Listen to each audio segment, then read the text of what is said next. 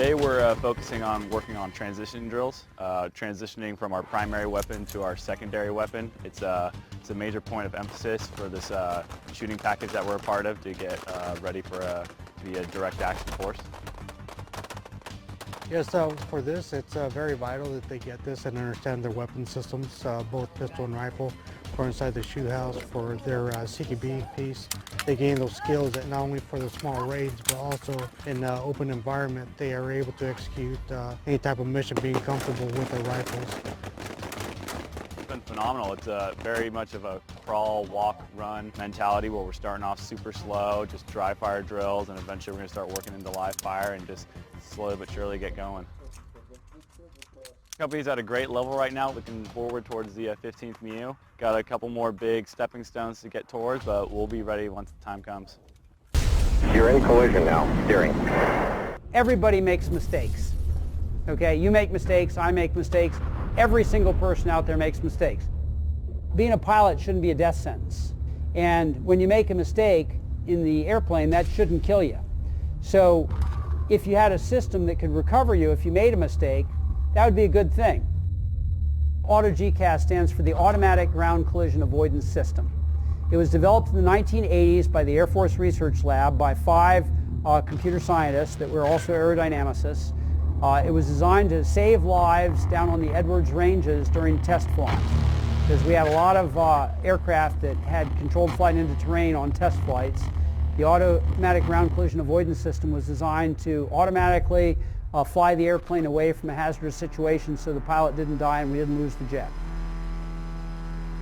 Prior to takeoff, digital terrain elevation data is loaded on board the aircraft, and this is already happening. Basically, it's a digital map of wherever the aircraft is going to fly that specific mission.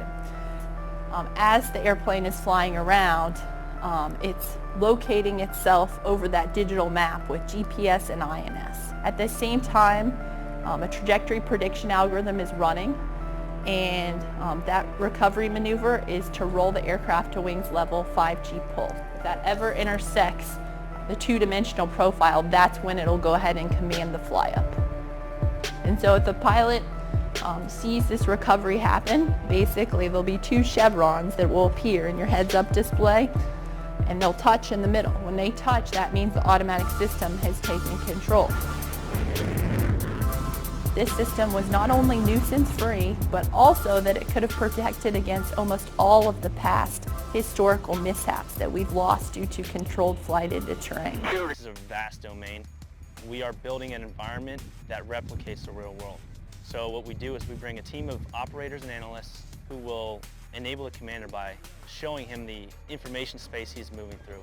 Where does cyberspace affect his unit as they move through the actual land domain?